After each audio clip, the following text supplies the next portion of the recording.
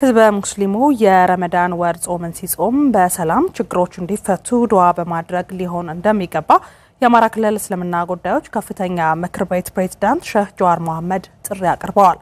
በዚህ የጾም ወቅት እርስ በርስ ይቅር መባባልና የተቸገሩ ወገኖችን ማሰብ እንደሚገባም ሼህ ጀዋር አሳስበዋል። ኢብራሂም መሐመድ ዝርዝር አለው።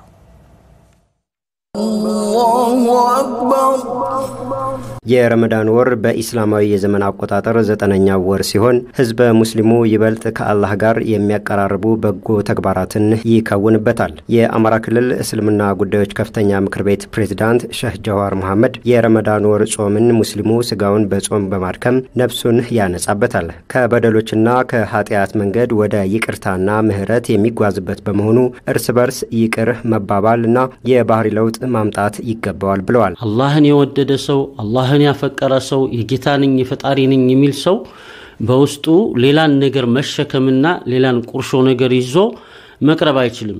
ለዚህ ረሱል አለይሂ ሰላቱ ወሰለም በአንድ ሐዲሳቸው ለይለተ ኒስፈ ሸዕባን ምትባላለች በዛ ወራት ላይ የአላህ ረህመት ይወርዳል፣ የአላህ ረህመት ነፈሐት አለ ይወርዳል።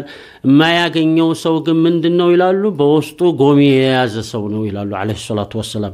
ቀልብህን ወደ ኋላ የሚጎትትህ ነገር የሰው ቁርሾ አለ፣ የሰው ሐቅ አለ፣ የሰው መበደል አለ። እንደነዚህ አይነት ነገሮች ካንተ ጋር ይያሉ እንዴት ነው ወደ አላህ ፊት ለፊት መጥቆመው? ስለዚህ ያን ነገር አፉ በሉኝ፣ ይቅርታ አድርጉልኝ፣ አስጥፍቶም ከሆነ በድሎም ከሆነ ያን የበደለው መመለስ ይሄን ካደረገ ለአላህ መገናኘት ለአላህ መቀረብ ያ ሰው ዝግጁ ሆነ ማለት። በተለይ አሁን ሀገሪቱ ካለችበት ችግር ወጥታ ወደ ሰላማዊ ኑሮ ለመመለስ በሚደረገው ጥረት ይቅር መባባል አስፈላጊ መሆኑን ሼህ ጀዋር መሐመድ ገልጸዋል። አሁን ባለንበት ሰዓት ባለንበት ጊዜ በጣም የሰው ልጅ እንደ ሰው ልጅ መተሳሰብ ባለበት ሰዓት ነው ያለን። ይሄ ከሌለ በጣም ከባድ ነው። ማንኛውም ሃይማኖት በለው ኦርቶዶክስም በል ካቶሊክም በል ፕሮቴስታንትም በለው ሁሉም ይሄን አውሮ የሚያውጅ ነው ያለ።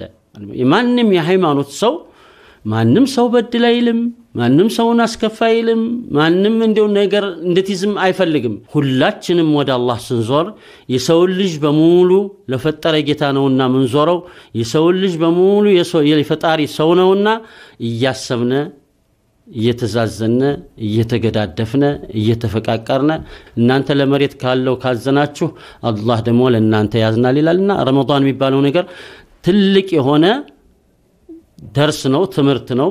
ግን ያን ማን ነው የኔ ነው ብሎ ለሚያዳምጠው ለሚሰራበት ሰው ሁላችንንም አህላ አላህ ያደርገን እላለሁ ኢንሻአላህ። ሁሉም ሙስሊም ለሰላም የበኩሉን ድርሻ ሊወጣ እንደሚገባም የአማራ ክልል እስልምና ጉዳዮች ከፍተኛ ምክር ቤት ፕሬዝዳንት ሼህ ጀዋር መሐመድ ጥሪ አቀርበዋል። ሰላምን ለማምጣት ወደ ሰላም ለመመለስ መጀመሪያ አንተና እኔ ሰላም እንሁን፣ ሰው ራሱ ሰላም ይሁን። አንተ ሰላም ካጣህ ቤትህ ሰላም ያጣል፣ አንተ ሰላም ከሆንክ ቤትህ ሰላም ይሆናል። በዚሁ ሂድበት ያኒ አገርም እንደዚሁ ነው። ያን ያንዳንድ ሰው ድርሻ ነው። ሰላም የሚባለው ነገር የያንዳንዱ የባለስልጣንም አይደለ፣ የሃይማኖት መሪውም ብቻ አይደለም፣ የህብረተሰቡም ብቻ አይደለም። የያንዳንዳችን ተልእኮ የያንዳንዳችን ተግባር ሰላም መሆን አለበት። እኔ ሰላም ከሆንኩ በዙሪያዬ ያለው ሰው ሰላም ይሆናል።